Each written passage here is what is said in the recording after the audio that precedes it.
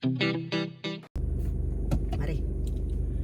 Hai kawan-kawan perempuan, jumpa lagi di podcast Kesandung Kawin bersama saya Wita Wibisono. Dan saya Chandra Widanarko yang akan mengantar cerita tentang perkawinan, pasangan, dan perempuan.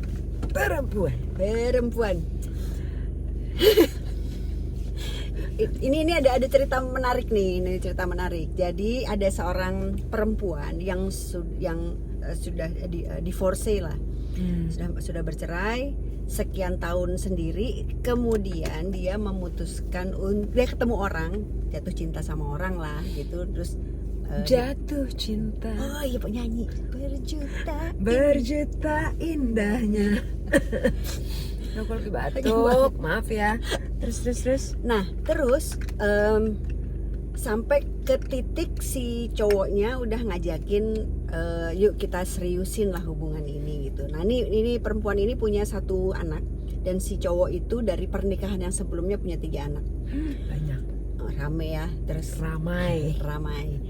Kemudian si ceweknya bilang, oh oke, kalau kita mau serius berarti kita mesti ngomong lebih serius. Jadi akhirnya si ceweknya ini bilang bahwa pengeluaran dia sebulan itu adalah sekitar 5-7 juta untuk kepentingan sekolah, pengeluaran harian, listrik, air, dan lain-lain lah pengeluaran. Si cowoknya kelihatannya nggak suka dengan pembicaraan itu. Dia ngerasa ini apaan sih, kok mau gue ngajak kawin kok lo jadi ngomongin duit gitu.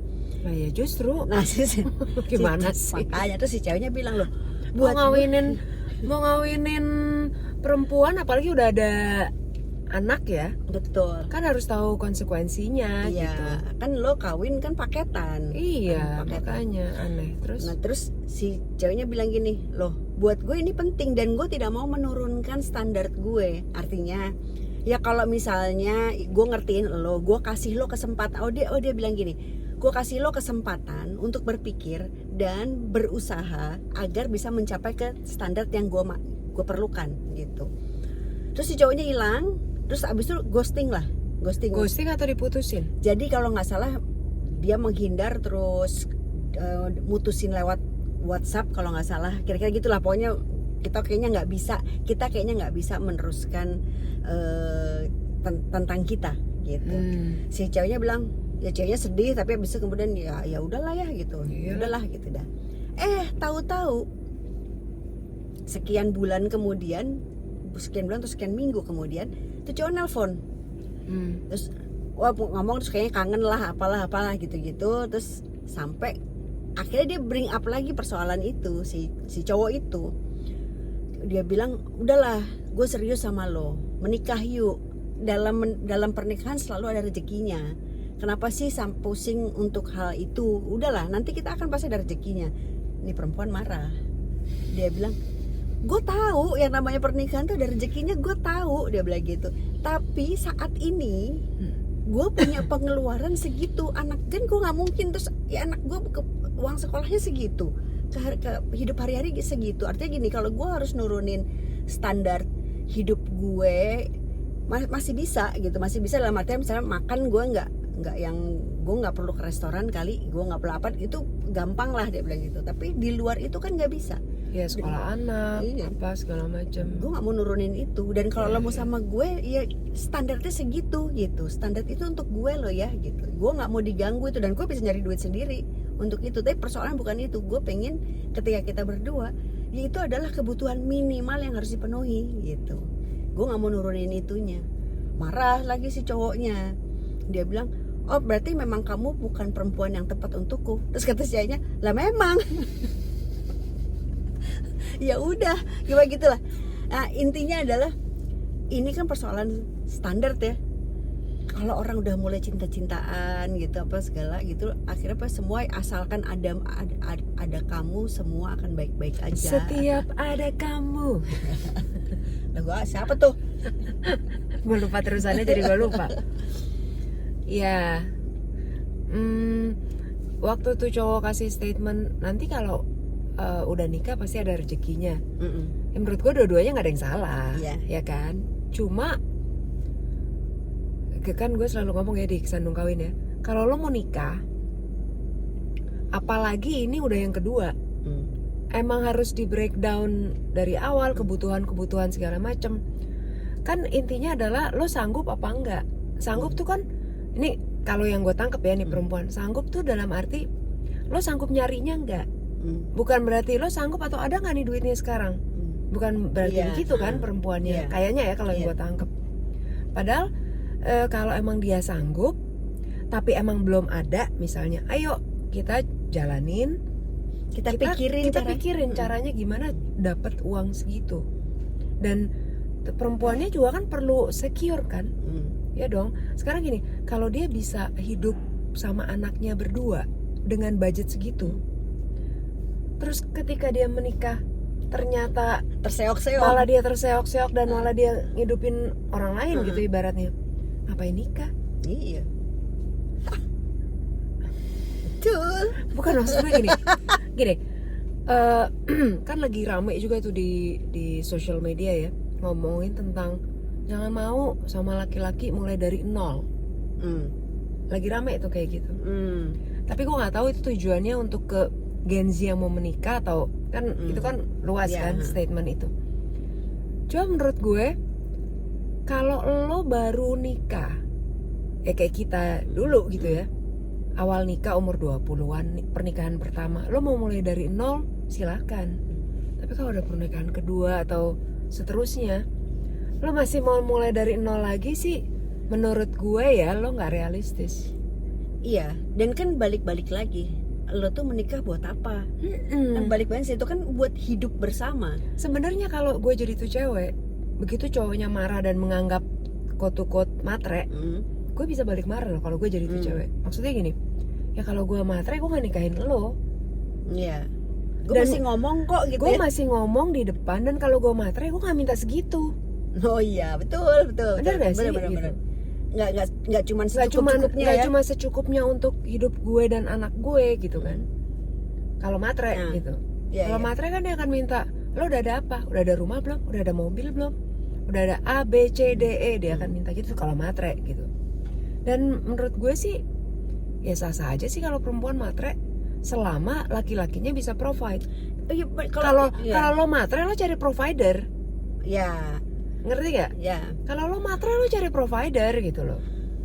Ya sebenarnya kalau istilah matre ya menurut gue itu kan tergantung kebutuhan ya, tergantung. Karena gini, kalau istilah matre itu pasti dilekatkan ke perempuan. Ya pasti kan. Padahal banyak juga laki-laki matre. Makanya. Jadi sebetulnya kalau gue menerjemahkan itu sebagai realistis. Karena gue sepakat sama istilah lo soal itu, soal realistis. Karena kan lo kalau kawin kan buat hidup bersama. Hidup bersama butuh duit kali gitu. Ya makanya kan?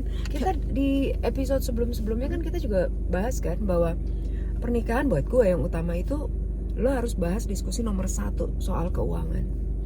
Abis itu turunannya seks misalnya. Oh iya, itu penting. Karena juga. Seks itu juga penting. Begitu lo udah nikah baru lo tahu kalau lo dibombardir misalnya. Ternyata dia sukanya kayang gitu. Atau makanya. Iya. Terus lo mau gimana gitu kan. Jadi ya itu 2 hal teratas sih menurut gue harus dibicarain itu. Ya, konteksnya sekarang ini kami bahas tentang keuangan ya. Ya. Gue kan kenal banget sama jenis orang tuh, ada yang sangat realistis, semuanya tuh dihitung, semuanya tuh rasional lah gitu ya. Nah kalau ada juga tipe kan yang semuanya pakai perasaan, pakai rasa kayak gitu. Iya.